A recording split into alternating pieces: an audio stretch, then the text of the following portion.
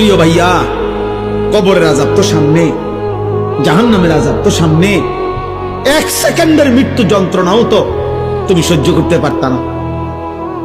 হযরত আমর ইবনুল আস রাদিয়াল্লাহু তাআলা আনহু, নবীজির বিখ্যাত সাহাবী, ওনাকে বলা হয়েছিল মৃত্যুর পূর্বে ওনার ছেলে, উনি ঈমানদার, উনি সাহাবী, ওনার ছেলে আব্দুল্লাহ ইবনে আমর ইবনুল আস, উনিও সাহাবী। ছেলে বলতেছিলেন মৃত্যুর পূর্বে, আব্বা আপনার কাছে এই মুহূর্তে, শেষ মুহূর্তে মৃত্যু যন্ত্রণা কেমন মনে হইতেছে? প্রিয় ভাই শোনো, হযরত আমর ইবনুল আস বলছেন, ইয়া বুনাইয়া কাআন্না জিবালাদ দুনিয়া আলা সাদরি ওয়া কাআন্নি আতানাফাসু মিন সাকবিল ইবরা। এই কিতাব আমার কাছে গাড়িতে আছে। ওয়া জাআত সাকরাতুল মাউত বিল হক, এটাই কিতাবের নাম। আমার কাছে আরবি কিতাব আছে, এই কিতাবের নামে এটা।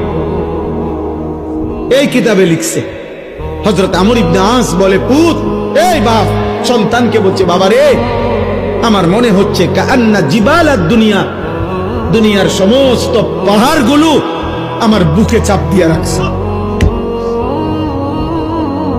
কাআন্না জিবালাদ দুনিয়া আলা সাদরি,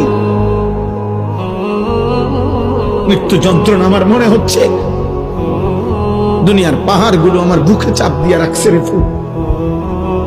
ওয়া কাআন্নি আতানাফাসু মিন সাকবিল ইবরা, আর আমি যেন এই পাহাড় চাপা অবস্থায় আমি যেন সুইয়ের ছিদ্র দিয়া, সাকবিল ইবরা, সুইয়ের ছিদ্র দিয়ে আমি যেন একটু একটু নিঃশ্বাস নিতেছি।